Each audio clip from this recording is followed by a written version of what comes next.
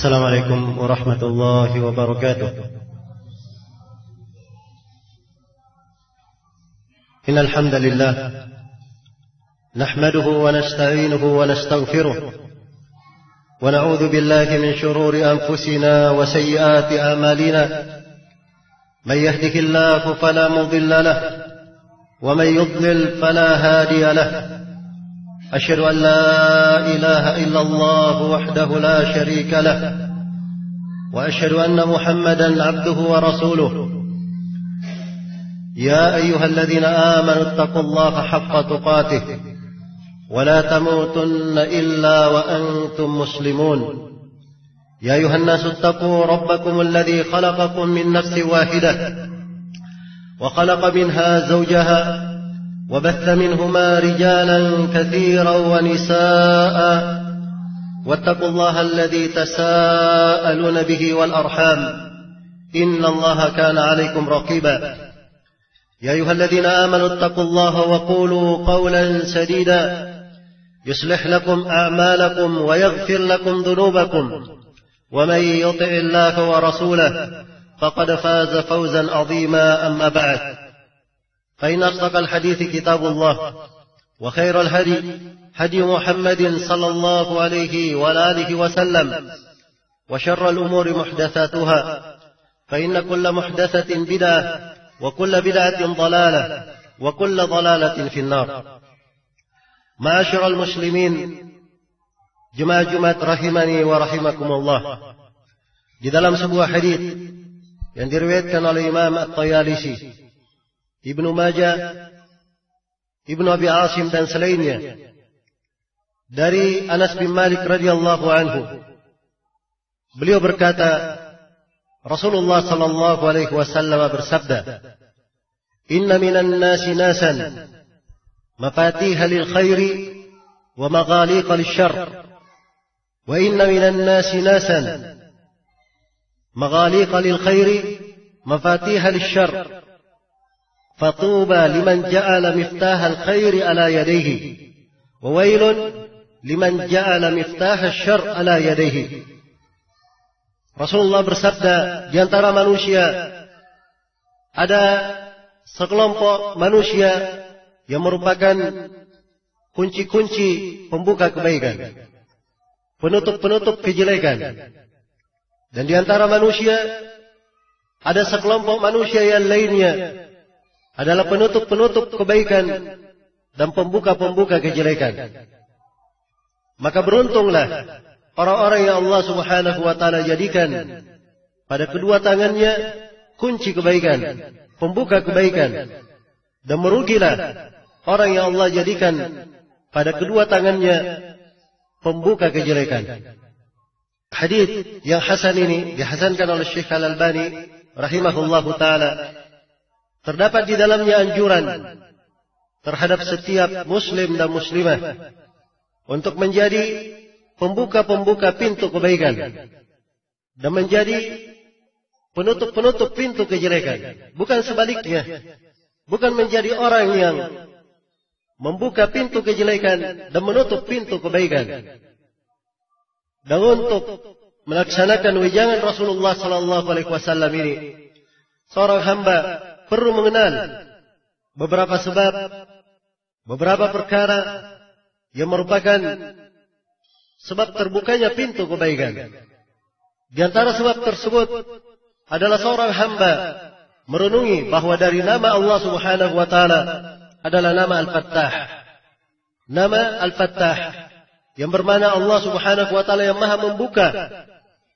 Dan para ulama menafsirkan nama ini, menyebutkan untuknya 3 makna. Makna yang pertama, Allah Subhanahu wa taala membuka untuk hamba-hambanya perkara-perkara syariat.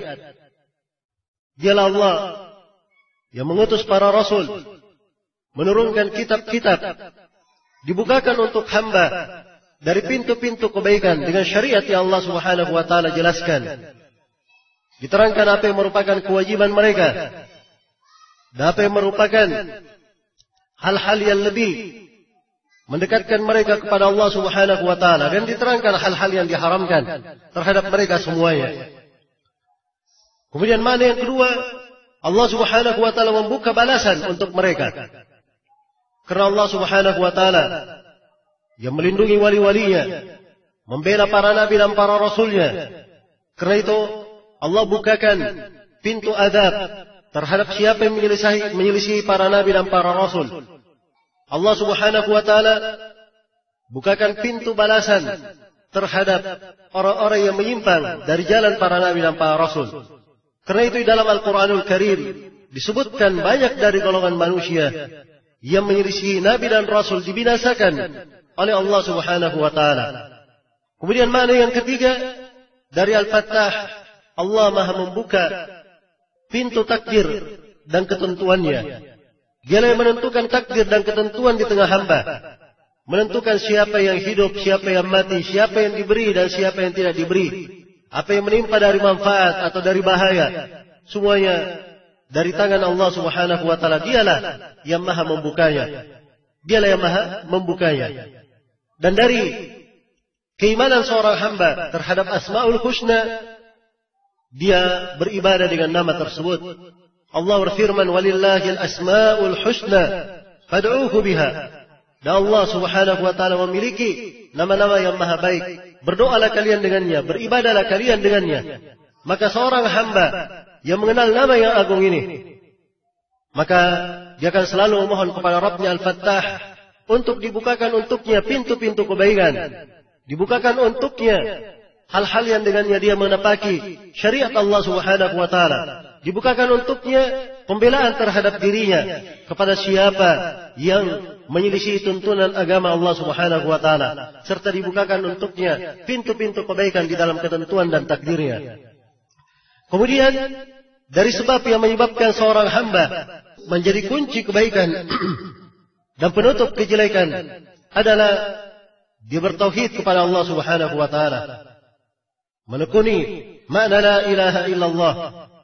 Karena itu dalam hadis yang diriwayatkan oleh Imam Muslim dari Umar bin Khattab, "Man tawadda'a fa asbagha wudu'ahu, thumma qala, asyhadu an la ilaha illallah wa asyhadu anna Muhammadar Rasulullah, futihat lahu abwabul jannati tsamaniyah."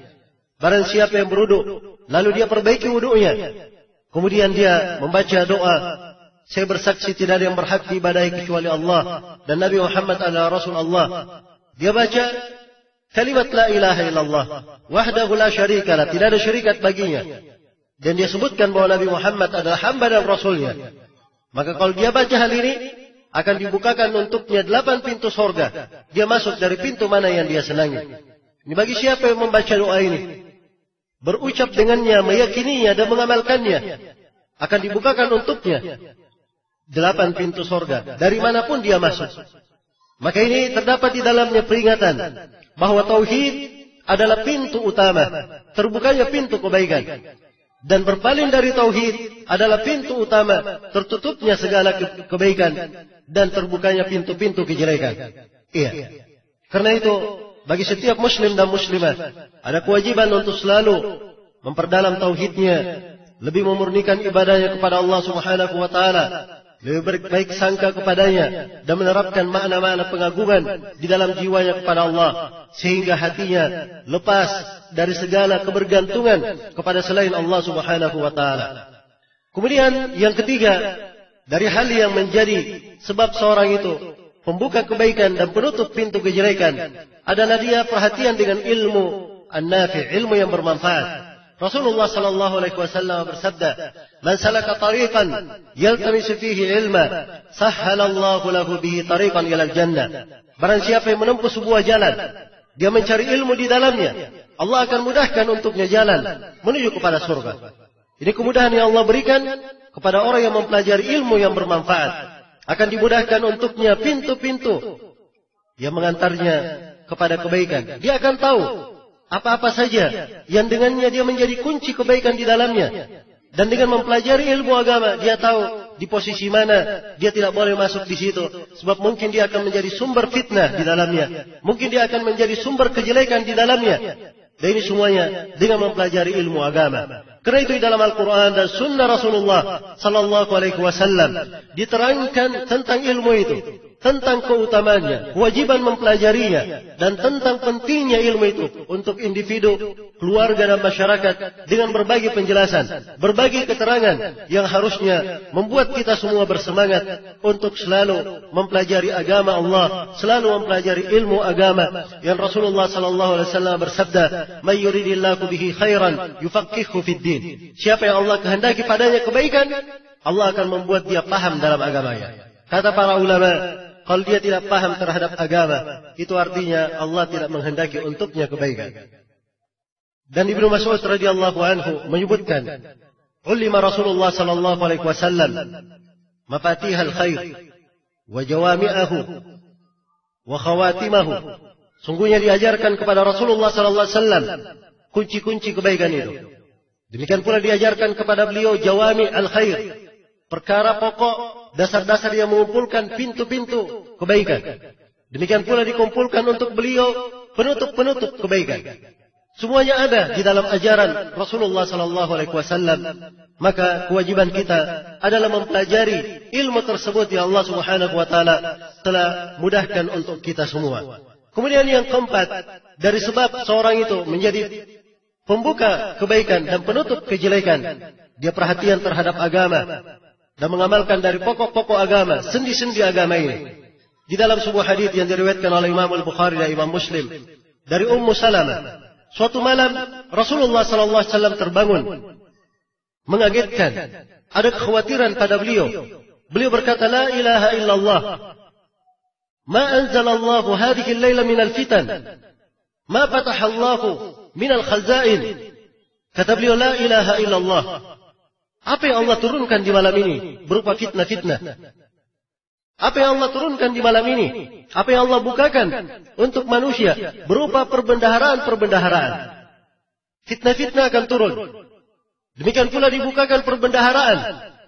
Perbendaharaan-perbendaharaan terkait dengan dunia itu kadang menjadi fitnah, kadang menjadi kebaikan. Tapi Rasulullah SAW ketika hal tersebut mengajarkan apa? Kata beliau, "Aikidu sawahibat al-hujurat yusallin, farubba kasiyatin fid dunya, ariyatin fil akhirah." Kata beliau, bangunkanlah para perempuan yang berada di kamar-kamarnya supaya mereka berdiri melakukan salat malam. Karena kadang seorang perempuan berpakaian di dunia, dia akan telanjang di akhirat. Iya, diingatkan oleh Nabi di kondisi yang seperti ini, kembali kepada salat malam. Dan salat malam adalah sebuah ibadah dari ibadah sunnah. Maka salat wajib, demikian pula kewajiban-kewajiban yang lainnya di masa yang seperti itu, di kondisi yang seperti itu, harusnya lebih ditegakkan lagi. Karena itu kewajiban yang paling utama pada seorang hamba, dia tunaikan kewajiban-kewajibannya. Kewajiban pokok pada seorang hamba yang dia tidak bisa terlepas darinya, akan ditanya di alam kubur, dimintai pertanggungjawaban di depan Allah. Dia wajib mengenal bagaimana beribadah kepada Allah, tidak ada syirikat untuknya. Dia wajib mengenal apa itu kesyirikan, supaya dia jangan menduakan Allah di dalam ibadahnya. Jangan sampai dia jatuh di dalam pengagungan terhadap kubur tanpa dia sadari. Jangan sampai dia berdoa kepada selain Allah dalam keadaan dia tidak tahu apa itu tauhid. Karena itu wajib dia pelajari kewajibannya. Demikian pula kewajiban salat, kewajiban zakat apabila telah terpenuhi syaratnya, kewajiban puasa di bulan Ramadan, kewajiban haji bagi siapa yang mampu, kewajiban berbakti kepada orang tua, menyambung silaturahmi, dan selainnya dari kewajiban-kewajiban hendaknya dipelajari, ditekuni, dan dengan hal tersebutlah seorang hamba menjadi pembuka kebaikan, penutup kejelekan. Kemudian yang kelima, dari hal yang menyebabkan seorang itu selalu menjadi pembuka kebaikan, penutup kejelekan, adalah dia menjadi sebab tersebarnya kebaikan. Orang yang gemar menyebarkan kebaikan. Allah Subhanahu wa Ta'ala menjelaskan tentang nabinya, Nabi Isa alaihi salam, yang Nabi Isa berucap sebagaimana dalam Al-Quran, "Wa ja'alani mubarakan aynama kuntu." Saya telah dijadikan oleh Allah sebagai orang yang berberkah dimanapun saya berada. Jadi subhanallah, dimanapun dia berada, dimanapun bumi menampungnya, langit meneduhinya, Nabi Isa berada di tempat itu sebagai orang yang berberkah. Kenapa bisa seperti itu? Kata Ibnu Al-Qayyim rahimahullah, "Mualliman lil khair, da'iyan ila Allah, muraqqibun fihi, Fahada min barakatir rajul. Kata beliau, yaitu orang yang mengajarkan kebaikan. Dia berdakwah di jalan Allah. Selalu dia mengajak kepada Allah. Ya. Wa muraqqibun fi ta'ati, dan dia mengajak untuk taat kepada Allah. Maka inilah sebab keberkahan pada seorang hamba. Itulah sebab dia berberkah dimanapun dia berada. Maka orang yang seperti ini sangatlah layak menjadi kunci terbukanya kebaikan, tertutupnya pintu kejelekan. Iya. Karena itulah dari kewajiban setiap hamba dia melihat pada dirinya. Kalau dia berada di suatu tempat, maka dia menjadi sebab manusia mendapatkan kebaikan. Dan hendaknya dia jaga dirinya. Jangan sampai dia menjadi sebab manusia tersiksa darinya, tersakiti olehnya, manusia terganggu karena perbuatannya. Dan ini bukan sifat seorang muslim. Rasulullah sallallahu alaihi wasallam bersabda, "Al-muslimu man salima al-muslimuna bil lisanihi wa yadihi." Seorang muslim itu adalah siapa yang kaum muslimin selamat dari gangguan lisan dan tangannya. Selamat dari gangguan lisan dan tangannya. Kemudian dari sebab yang dengannya seorang hamba menjadi pembuka kebaikan, penutup kejelekan, adalah dia perhatian terhadap akhlak yang mulia. Memperhatikan akhlak yang mulia dan adab Islamiyah. Seorang perlu beradab. Perlu memiliki akhlak yang baik. Bahkan di masa salaf terdahulu, sebelum mereka belajar ilmu, sebagiannya ada yang 20 tahun belajar adab dahulu. Ada yang 30 tahun belajar adab dahulu. Iya. Dan di majelis-majelis ilmu, di kalangan para ulama, ada yang dihadiri majelisnya oleh belasan ribu orang, ada yang puluhan ribu orang yang hadir di majelisnya. Dia hadir di majelis, ada yang kepalanya tunduk, merunduk menulis. Ini dia sudah di tahapan dia menulis ilmu. Dan banyak dari mereka hanya melihat kepada guru saja. Mereka datang untuk mengambil akhlak, mempelajari dari adab. Dan ini dijaga oleh seorang penuntut ilmu. Iya. Banyak dari orang yang belajar, kadang dia hanya menyandang dari bentuk ilmu saja, gambaran ilmu saja. Hanya tahu teori saja. Tapi hakikat dari ilmu dan penerapannya kadang tidak terlihat pada dirinya. Dan inilah yang memunculkan banyak permasalahan. Sehingga kalau terjadi sesuatu, dia tidak tahu apa yang harus dia lakukan. Tidak mengerti apa yang harus dikerjakan. Padahal seorang yang mengetahui kedudukan ilmu, maka dia akan tahu apa yang harus dia kerjakan. Dia akan mengerti kadar dirinya sendiri. Sehingga dia tidak masuk ke dalam perkara-perkara yang bukan urusannya di dalam perkara tersebut. Tidak menjadi sebab terbukanya pintu kejelekan. Tidak menjadi sebab terjadinya kerusakan di tengah manusia. Iya. Maka seorang hamba hendaknya memiliki dari akhlak yang baik, budi pekerti yang luhur. Dengannya dia memberi contoh. Dan seorang memberi contoh tidak harus dia memberi contoh dengan tulisannya, dengan ucapannya. Kadang dengan diam, kadang dengan tidak berbicara. Itu adalah pelajaran yang baik. Diambil darinya akhlak yang mulia. Dan hal yang seperti ini hendaknya selalu dikembangkan. Karena itu Rasulullah SAW mengingatkan tentang pentingnya seseorang itu memiliki akhlak yang mulia. Kata beliau, "Inna bu'ithu liutammima makarimal akhlak." Sungguhnya saya diutus hanyalah untuk menyempurnakan akhlak yang mulia. Beliau sebutkan bahwa diutusnya beliau pokoknya adalah untuk menyempurnakan akhlak yang mulia. Kemudian dari hal yang menyebabkan seorang itu menjadi kunci kebaikan, penutup pintu kejelekan, adalah dia memilih teman-teman duduk yang baik, bergaul dengan orang-orang yang salih, dekat dengan orang-orang yang beribadah kepada Allah Subhanahu wa taala. Karena kedekatan itu menunjukkan adanya kesamaan di dalam hati, menunjukkan adanya kemiripan di dalam hati. Sebagaimana dimaklumi, burung-burung yang hinggap di sebuah tempat itu adalah dari jenisnya, dari jenis burung itu sendiri, tidak bergaul dengan burung yang lainnya. Karena itulah seorang hamba, tatkala dia dekat kepada orang yang baik, ini menunjukkan bahwa di hatinya juga ada kebaikan. Dia senang dengan orang-orang salih, maka ini menunjukkan bahwa di dalam hatinya ada kecintaan kepada kebaikan.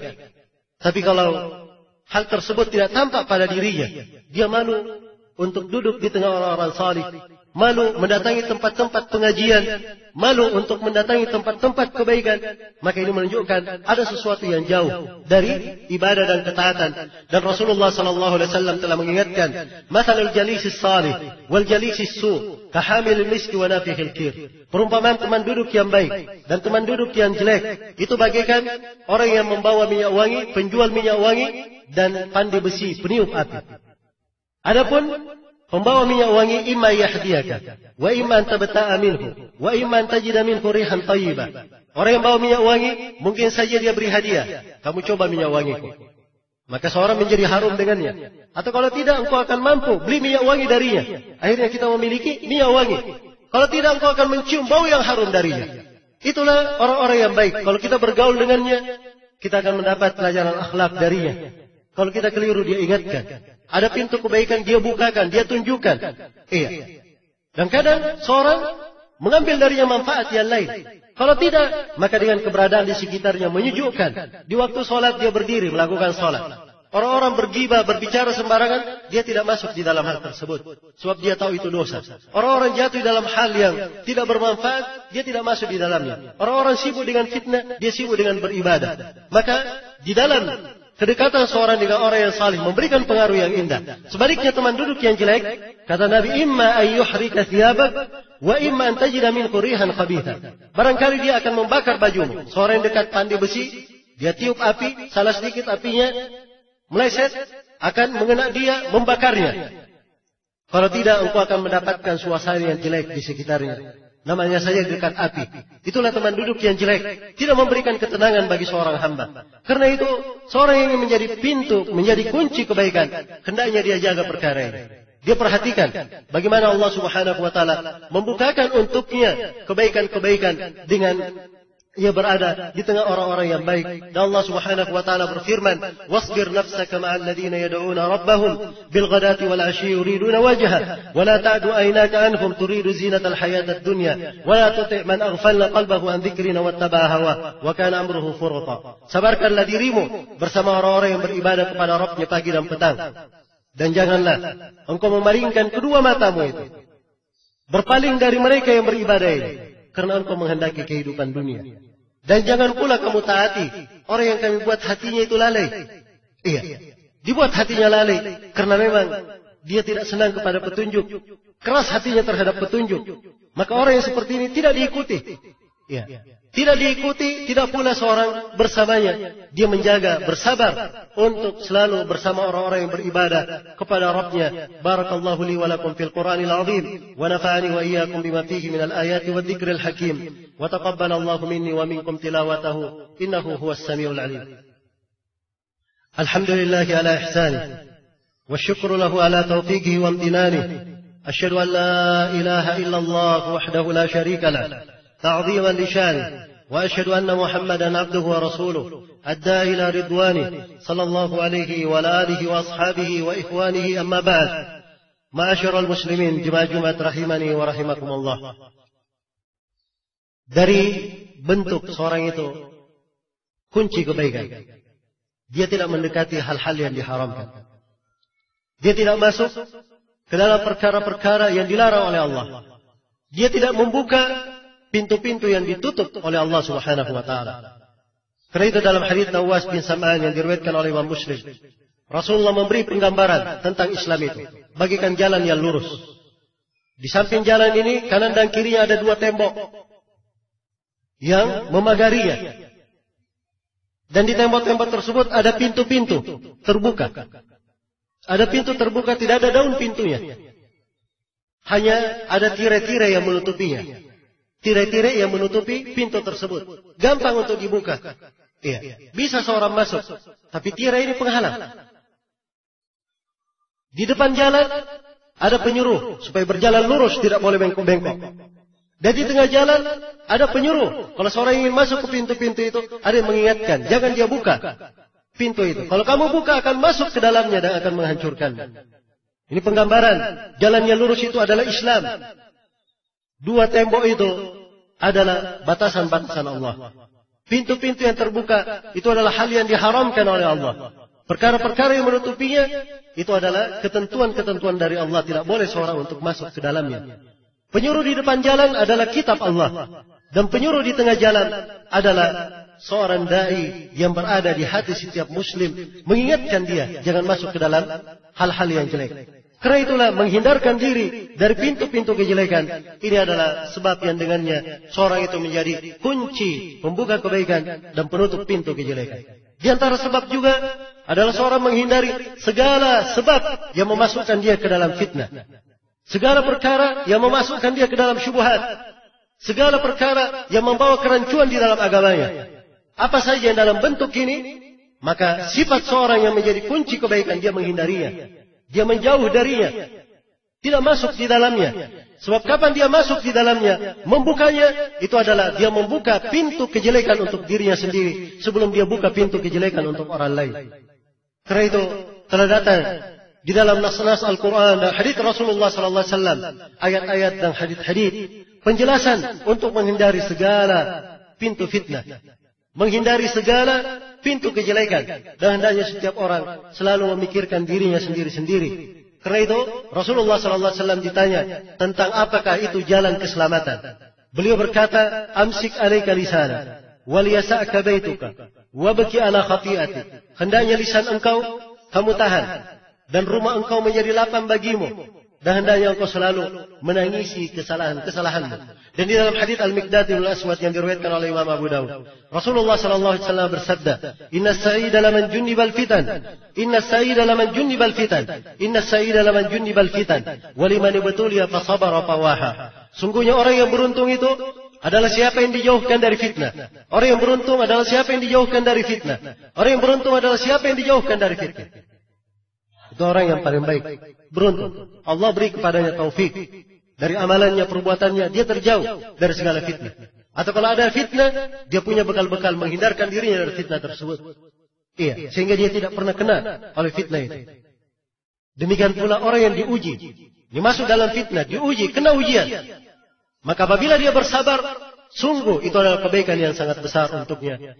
Dan banyak lagi hal yang dengannya seorang itu menjadi kunci dalam kebaikan, penutup pintu kejelekan. Dan saya tutup di kesempatan Jumat kali ini dengan sebuah pembahasan, yaitu selalu berdoa kepada Allah Subhanahu wa Ta'ala supaya diberi jalan yang lurus, diberi petunjuk kepada jalan yang lurus.